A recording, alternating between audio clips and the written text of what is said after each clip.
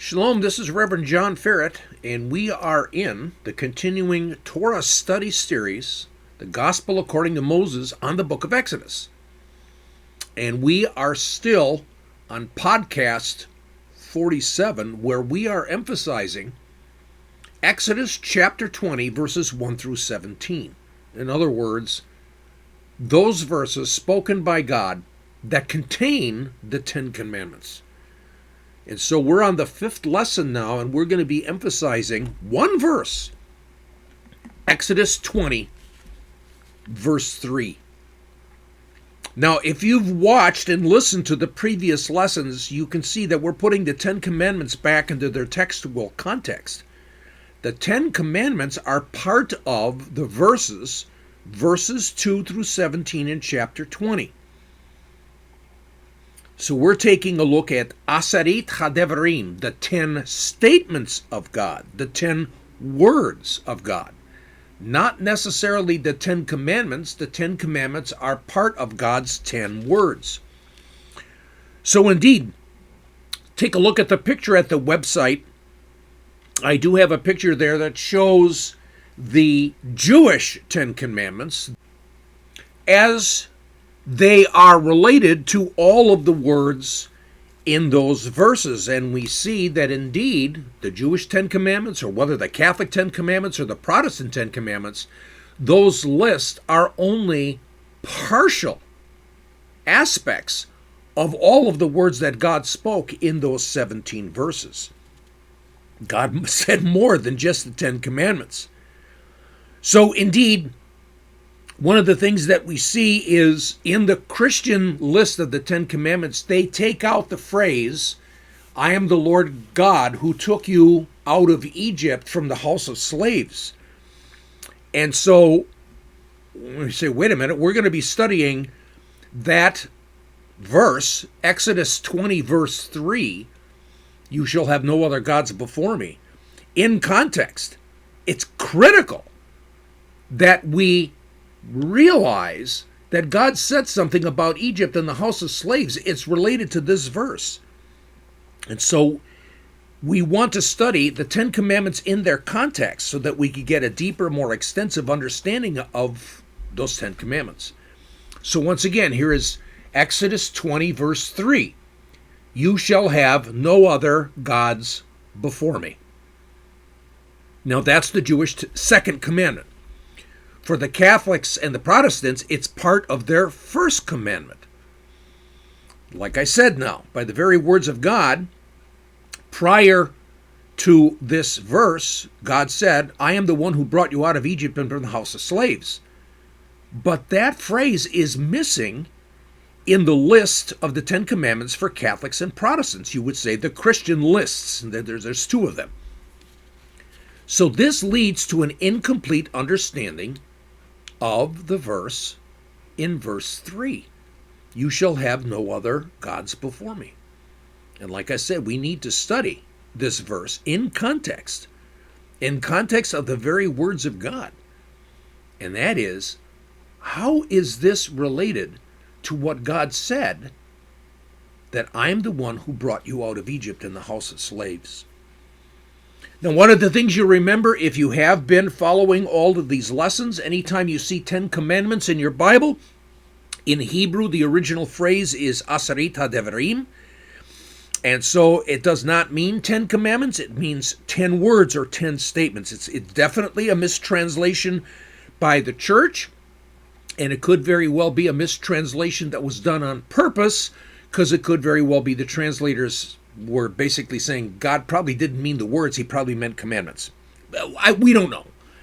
But that mistranslation first appears in the Geneva Bible, the English version of the Bible, the first one, in 1560 AD. Then that was followed by the English version of the Bible, the Bishop's Bible, in 1569. And then finally in the King James Version in 1611. So, like I said, the translators may have been puzzled when they take a look at all the verses 3 through 17, and they may have said, well, look at this. This is full of commands. So could it be that they concluded that God meant that his statements were actually commands, and his commands were actually the statements? So it is possible that they looked upon it that way, and so they translated as 10 commandments and not 10 statements. It's a mistranslation for sure, but it may reflect the translator's bias. And I find this all the time. This is not only rabbinical interpretation of the Bible, but also Christian scholarship in terms of the translations of the Hebrew. So again, one of our goals is to study the very words of God. What does the Bible say and not say?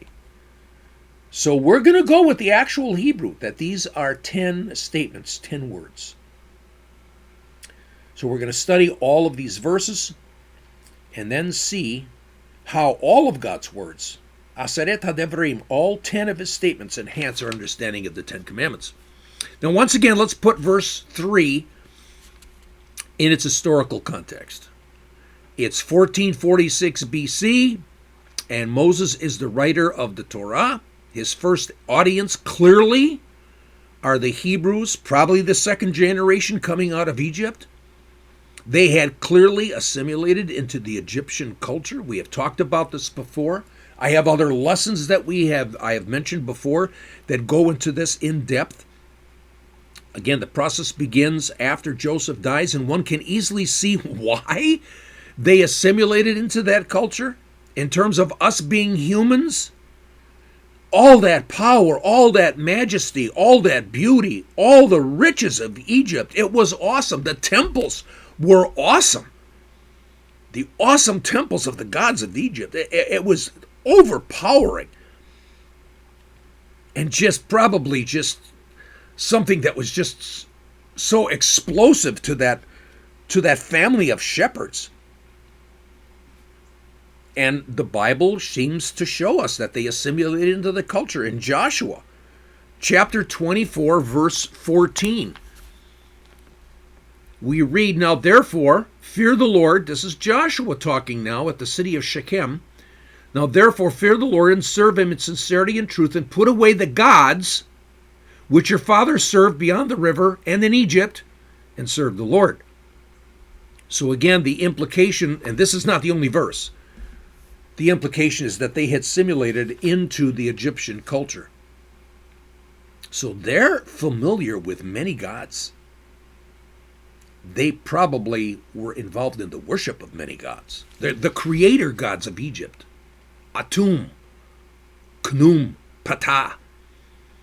Osiris, the great king of the underworld, the great god and king of the underworld. His mother, Isis, the mother goddess, she who gives the bread of life. Or the god Thoth, or Thoth, the scribe and the god keeper of the records of the living and the dead. Or Hathor, the goddess of love and fertility. Or Ma'at, I've talked about her an awful lot. The goddess of truth and order. The goddess of harmony and good. Oh, and there's so many more. I mean, the gods of Egypt. There was one time where there were archaeologists and Bible historians counted over 4,000 gods at a specific time in the pantheon of Egypt. So from a historical perspective, we can easily see how this relates to the Hebrews. So God is saying that they, as his special treasured people, in a covenant with him, they must turn away from these gods. You shall have no other gods before me. For the future as well, obviously this means the gods of Canaan.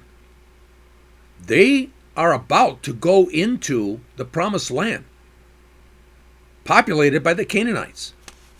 And their gods of Baal and Ashtoreth, his consort, Chemosh of Moab, Dagon, Molech and Chemosh specifically, requiring child sacrifice.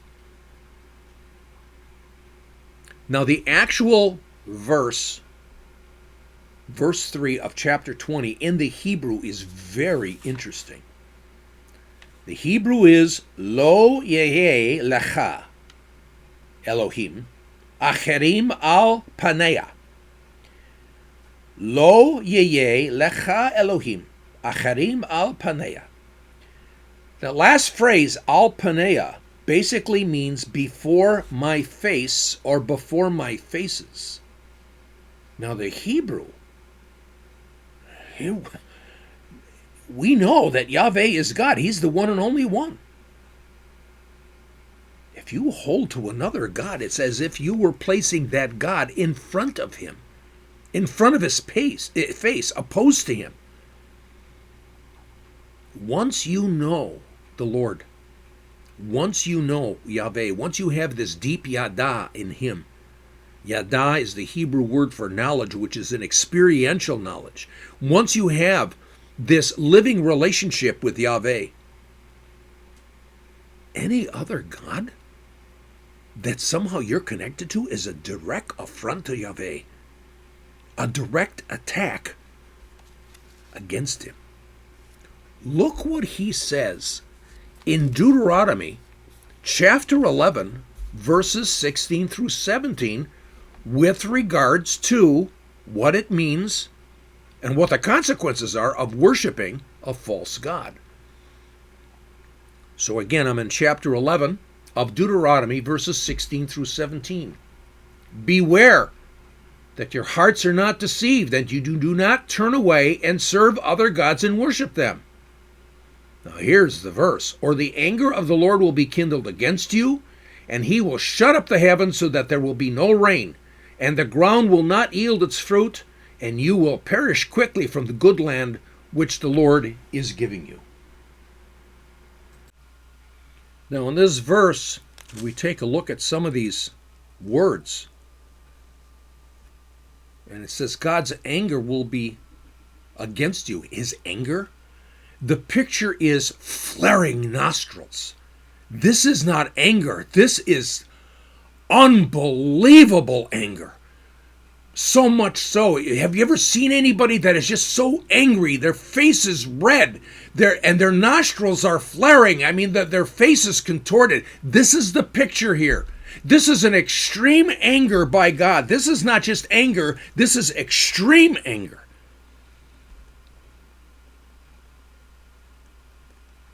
And so this is war. And the problem is, God is saying, my anger, my extreme anger, I am so angry, it's probably the utmost anger of anything that he has. You lose. You're going to disappear from the land and you're dead.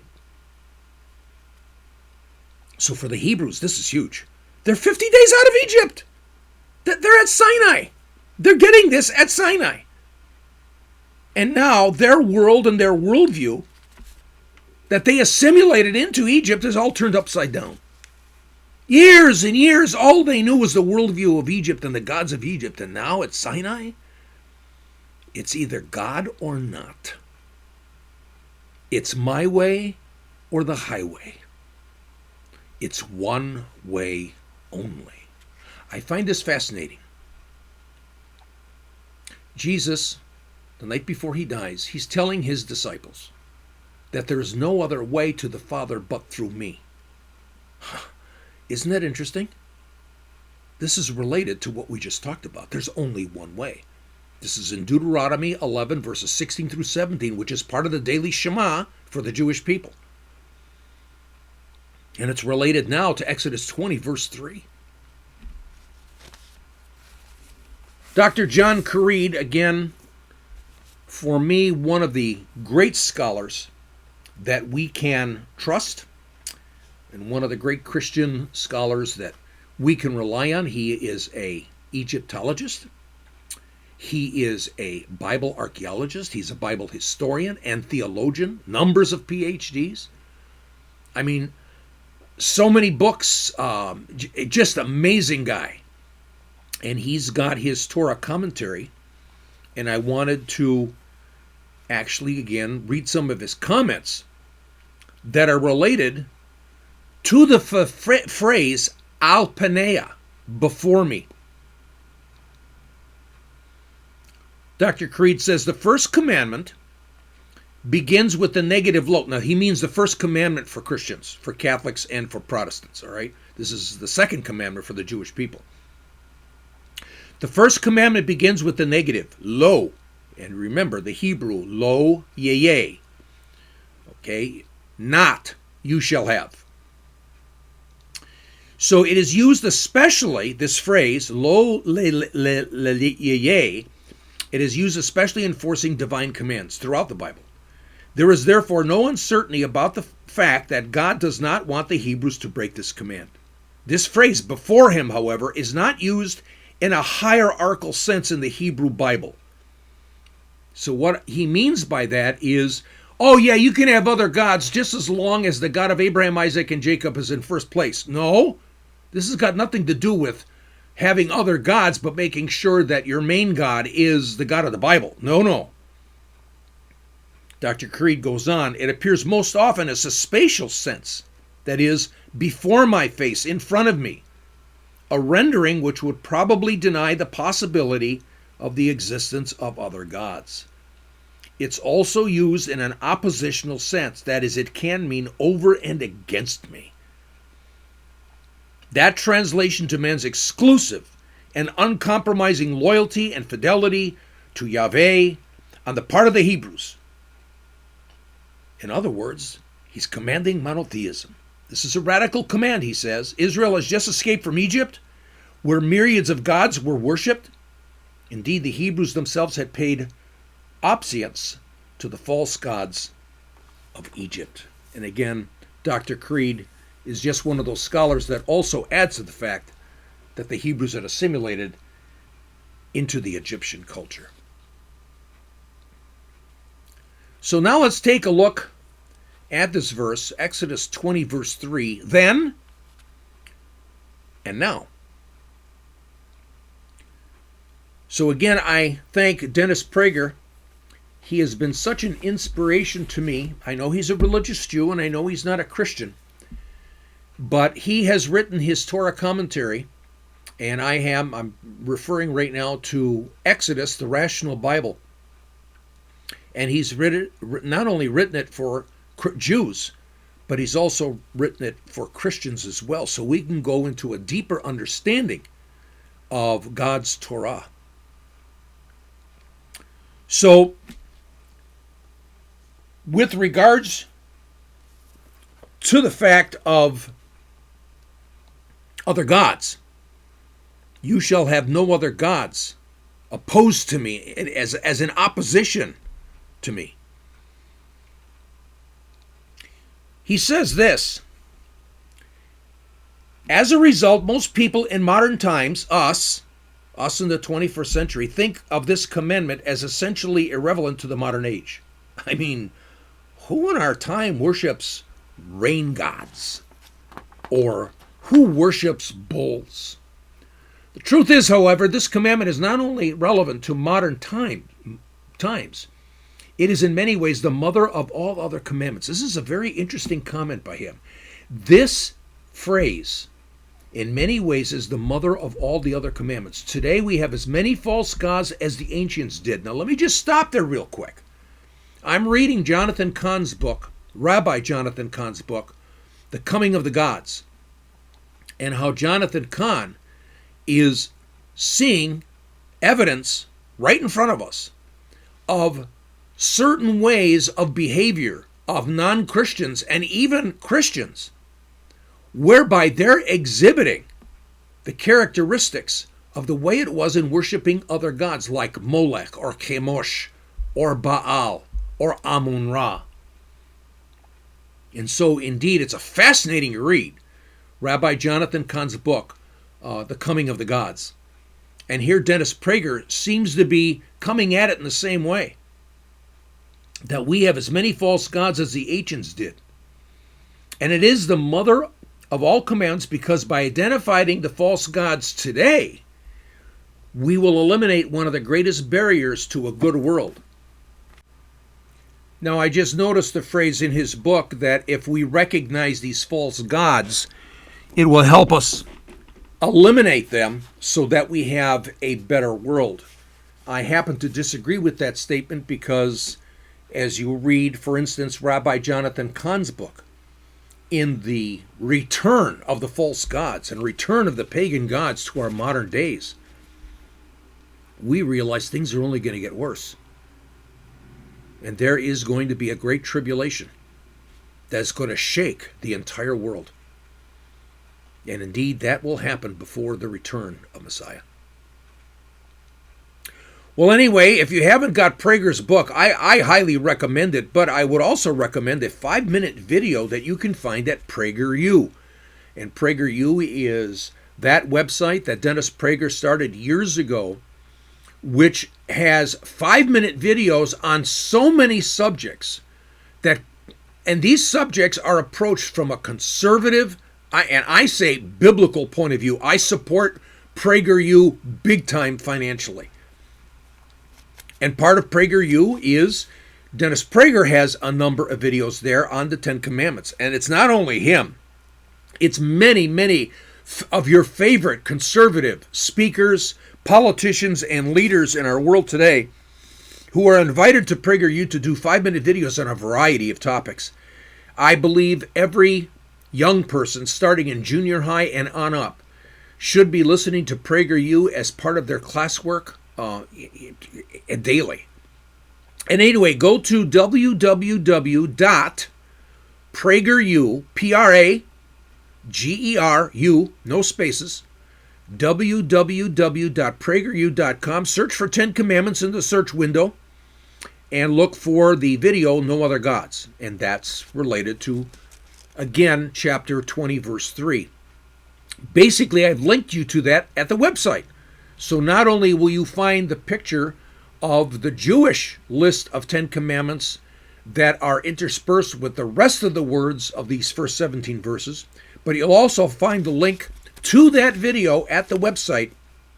So if you go to the website for Light of Menorah, www.lightofmenorah.org, and once you get there, scroll down to find Lesson 5 of Lesson 47 in the Exodus series, and you will find these links and that picture and other materials indeed that will be found before you actually click on the play button. Now here at this 5-minute video, as in his book, Dennis suggests there are modern false gods. And the modern false gods are like education, art, love, reason, and religion. Now, Dennis Prager defines a false god. And so his definition of a false god is this: when anything else is worshipped, it is a false god. In other words, when anything becomes an end in itself rather than a means to God and goodness, as defined most especially by the Ten Commandments, it is a false god. So that's his definition of a false god. Genuine false gods are therefore often beautiful things people come to venerate as ends in and of themselves. Things which, such as education, art, even love and religion. All of these things are noble when pursued in the service of God and goodness. But when removed from God and goodness, they can lead to evil. When you read the rest of his essay in the book, it makes sense. But I think Torah in the Hebrew gives a simpler and more understandable definition of false gods. So again, here's the Hebrew of Exodus chapter 20, verse 3. Lo yeye lecha Elohim acherim al paneah. No other gods in my face. The Torah is saying it's something that is put directly in God's face in opposition. Is God implying that it's a worldview also, a belief, not just an idol? I think so. A worldview, a belief, a certain standard that directly opposes God. I think the Torah is saying that there are false gods. In ancient times, many times they were in idols. They were fashioned as bulls, or they were fashioned as eagles, or whatever. But I think God is saying, your false gods are directly something that opposes me. A belief, a standard, a worldview directly opposed to me.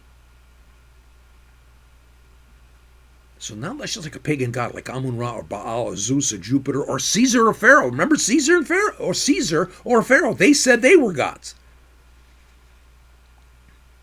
And perhaps it is. But it seems as if what God is saying, that anything that is put before the face of Adonai, that is in direct opposition of the one and only true God and his word and his truth, this is a false god.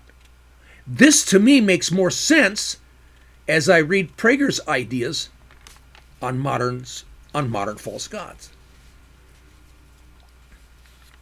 So for instance, Prager says that religion can be a false god. And again, his views in detail in his book, Exodus, the Rational Bible, his commentary on the book of Exodus, they're superb. And you would not even disagree with it whatsoever. But as per the Torah, it seems like there's a simpler definition. Anything is a false god that's put in front of God in direct opposition. One example is there was a recent event whereby a Bible verse was used on signs around a large city, and they said this Bible verse supports abortion. It just so happens that it was Mark 12, verse 31. And one website that I accessed said that the verse was misquoted on these road signs. It was quoted as, "You shall love your neighbor as yourself, and this is the greatest commandment." And that's based upon Leviticus 19:18. Leviticus 19:18 is love your neighbor as yourself. And so the individual who did this basically said that this shows that Jesus and the Bible, now this person that did this is definitely not a Christian. Definitely. I mean, this individual's behavior, this individual's worldview, the things that he says and does and so on certainly are not Christian. But he's trying to say, hey, you Christians, Jesus and the Bible basically support abortion. Why? Love your neighbor as yourself is the greatest commandment. The greatest. Love your neighbor as yourself from Mark 12:31 that was on the roadside says this is the greatest commandment. And so therefore you have to love your neighbor as yourself. If a woman has the need for an abortion, you need to love her. And an act of love is to allow her to do what she wants. In other words, to murder the innocent. But he misquoted the verse. The verse actually says, love your neighbor as yourself, and these are the greatest commandments. In other words, the verse was taken out of context because when you actually go back to Mark chapter 12, prior to verse 31, you're going to be talking about love God and love your neighbor, and these are the greatest commandments. It's not this, it's these. His view demonstrates an evil, ungodly, unbiblical worldview. In the Bible it says, and we Christians know this, I hope we do, how do you love God? Deuteronomy 11:13 through 15. Deuteronomy 11:13 through 15. If you read it carefully and then compare it to John 14:15, what you see is the commandments I'm giving you are to show me your love and your service. Jesus says, if you love me, keep my commandments. This is an act of love. God said, do not murder. It's an act of love to God and an act of love to our neighbor, not to murder the innocent.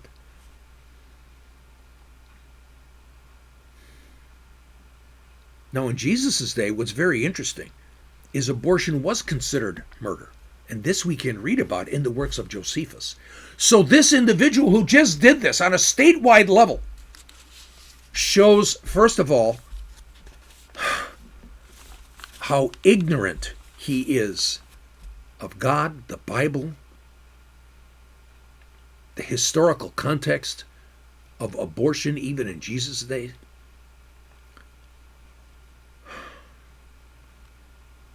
So many who are pro-choice come before God himself, and now they're using God's own word to attack him by changing what his own word says.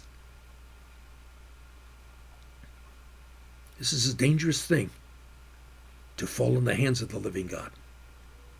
And this individual did.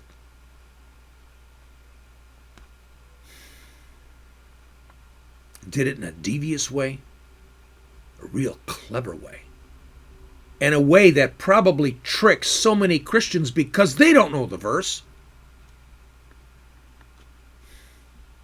So many don't even check. I'm so grateful to some of the people who actually listen to my podcast, who have taken my classes. I'm thinking of one individual right now. He checks every verse that I actually provide. And he just loves it because he said, you're 100% right. You've never been off. And then always gives me more information that perhaps I missed, which is great because that's how I learn. I learn best from my students. So this showed an ungodly worldview, an anti-biblical worldview in politics. And by definition, this sounds like a false god, a concept, a belief, where you bring it in front of God's face in conflict and in opposition. So false gods then and now. Like I said, this Torah seems to suggest a false god is a concept, a belief, a worldview, anything that's put in God's face directly to oppose him. I mean, God has said there's no other gods. He is the only God. Just the Lord. Just Yahweh. But Torah gives us more. Again, the Hebrews is assimilated into the Egyptian culture. They took on the gods of Egypt. Let me share with you a couple of verses in here. I'm going to go to Ezekiel 20, verses 7 through 8. And we read, and again, I'm reading in the New American Standard Bible. I said to them, cast away each of you the detestable things of his eyes, and do not defile yourselves with the idols of Egypt. I am the Lord your God. But they rebelled against me, were not willing to listen to me. They did not cast away the detestable things of their eyes, nor did they forsake the idols of Egypt. So again, here's another Bible verse in the prophet Ezekiel that suggests again that in Egypt they had assimilated into the Egyptian culture. And we already read Joshua 24:14, where Joshua is saying, put away the gods that our fathers worshipped in Egypt. So the gods of Egypt are false gods, quite definitely, and they're in direct opposition to Yahweh. So, the first part of the Torah suggesting the idea of false gods is this. First of all, like I said, it's a concept, it's a belief, it's a worldview, it's almost anything that comes against God directly. But like I said, there's more. We're going to go to Deuteronomy 32, verses 16 through 17. And this is the second part of the aspects of what a false god is. Deuteronomy 32, verses 16 through 17. They made him jealous with strange gods. With abominations they provoked him to anger. They sacrificed to demons who were not God, to gods whom they have not known, new gods who came lately, whom your fathers did not dread. So, now Torah is giving us an idea of what's behind false gods. God has already said there are no other gods. So the false gods are definitely false. They don't exist. But what's behind this? Shedim. Strong's number is H7700. Demons. Spiritual beings of evil. Spiritual beings to cause chaos and disruption, destruction. Spiritual beings promoting untruth. Now, this word shedim is only used twice in the entire Hebrew Scriptures, in the entire Old Testament. Shedim, H7700. It occurs again in Psalm 106, verses 36 through 38. Now, when you go to Psalm 106, 36 to 38, and read it in context, it's talking about the gods of Canaan, and that they were sacrificed their children to Sedim, demons, not to Molech, not to Chemosh, not to the Canaanite gods, because they don't exist. What's behind it is Sedim, demons. This word only occurs twice, once in Deuteronomy 32 and here in Psalm 106. And Sedim, in both cases, God is saying is related to false gods. So I appreciate Dennis Prager's definition of false gods. But I think the Torah seemingly goes deeper. It's God's instruction, it's God's teaching. And so, indeed, what is a false god? Anything we put in God's face in direct opposition, like the misuse of God's word for the murder of the innocents, like we just saw. Those who confront Adonai by destroying God's word. But what's behind this, part 2, is the powerful spiritual forces of evil. The devil has his own cohorts, the ones associated with him, the demons. To me, seeing the evil and the chaos and the division and the hate and the cruelty today in the 21st century in the United States, I think about the hundreds and hundreds and hundreds of blacks who are shot and murdered in Chicago by blacks. Murdered. Innocents are murdered. What's behind all of this? I see so many who are confronting God by shaking their fist in his face. We live in some very difficult times. And the Torah basically says it's demons who are behind this. They use the ungodly and the evil and the immoral to cause the death to our country. The death to our country. Listen to George Washington in his inaugural speech 232 years ago, when he talks about how important it is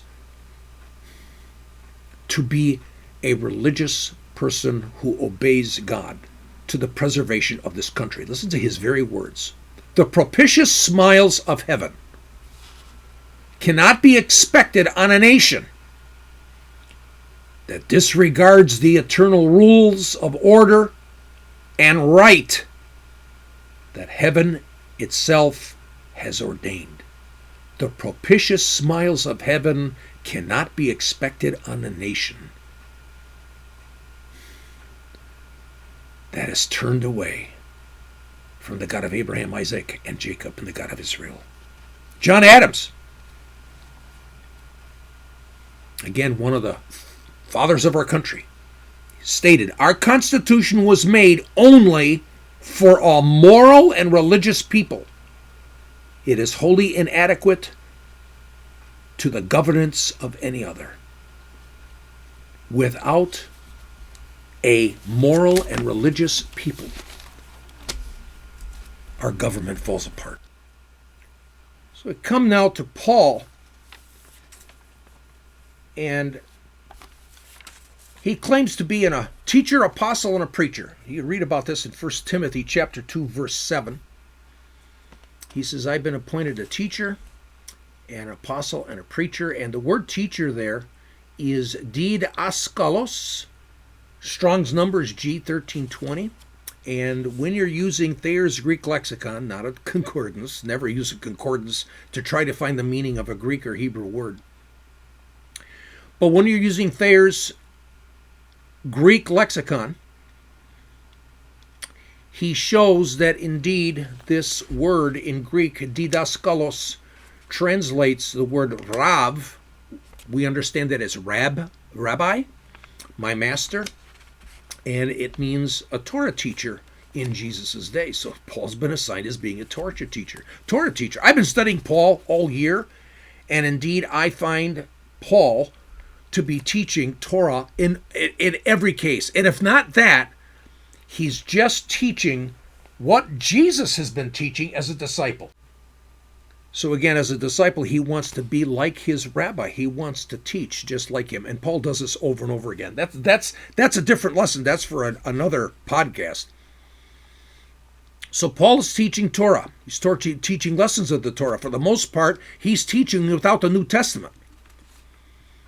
His time is the Roman culture. There's a great pantheon of gods. It's obviously a pagan culture with a pagan worldview.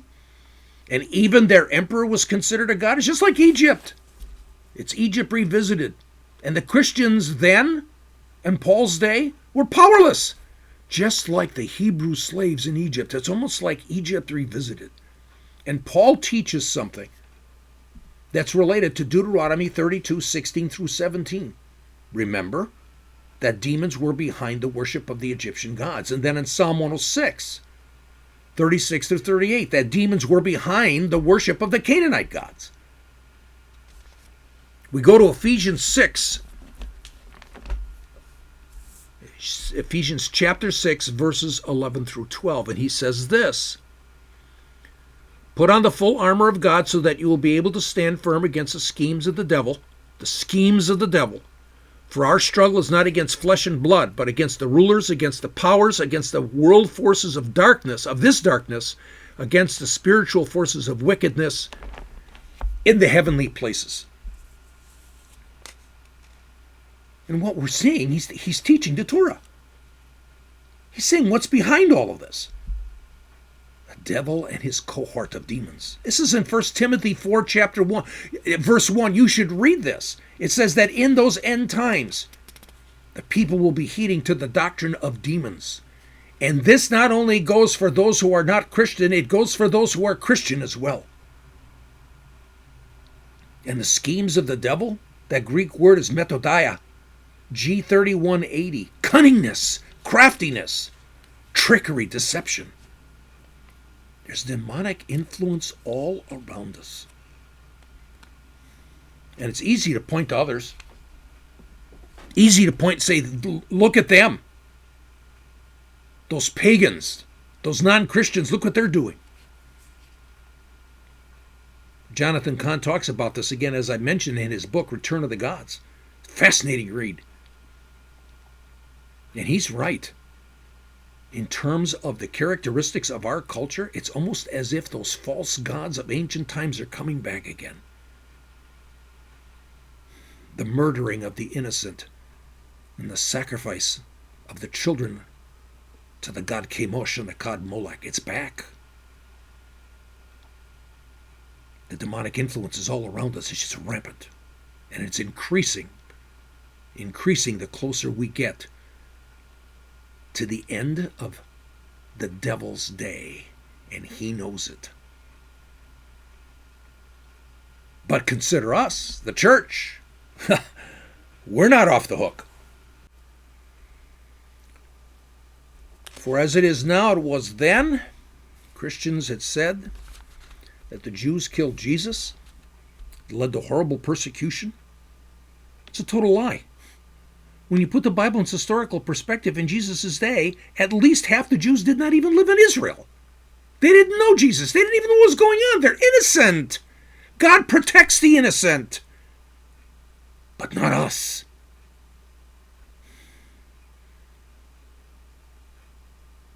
led to Jew hatred and anti-Semitism that's still with us today. What's behind this? Demonic influence. You bet the devil and his demons hate Israel. Or the surveys from the Barna Corporation in terms of the fact that there are surveys with regards to the Christian worldview in the Christian world. Many pastors, they have no Christian worldview. Many Christians do not believe that the Bible is the God's word. Many Christians do not believe that Jesus is the only way to be saved. The devil's schemes, methodia, his schemes, his trickery, he's crafty, he's the father of lies. We can see what's easily behind all of this. And we have a sinful nature. And we become deceived and tricked by these demons, and then we act out. There's some might say that, oh, the devil made me do it. This is a false notion because the devil doesn't make us do anything. We have an inclination to evil. So the thing is that by his trickery, by his deception, we listen and hear the lies of the demons. We like what we hear. We like what we see. And we act. We decide. We sin. So there's a problem of evil. You can take a look at this in Genesis chapter 6, verse 5, before the flood. And almost the same wording in Genesis chapter 8, verse 21, after the flood, that all mankind has the inclination to evil continually. That means Noah and his family after the flood. The flood didn't do anything. So God shows us the way. You want to end this evil? Very simple. Destroy it all. Or that he would come. Eloheinu, Adonenu, Yeshuatenu. Our God, our Lord, our Jesus. And by his sacrifice, he'd pay the price so that any who choose him, any who choose Yeshua as the shepherd, whose shepherd are you going to choose? It's either God is your shepherd or those who are ungodly are your shepherd. We choose him as our shepherd, the old man. Genesis 6, verse 5. Genesis chapter 8, verse 20. It's over. He's the only alternative to the problem of evil. He's the only way. His sacrifice is the only way to take care of the problem of evil. And we become born again. We become new in Messiah Jesus. So we don't stand in his face in front of him, opposing him. We're behind him as his sheep, as we follow our shepherd. We're not opposed to him. We follow him on the paths of righteousness for the sake of his name. So until the next lesson, shalom.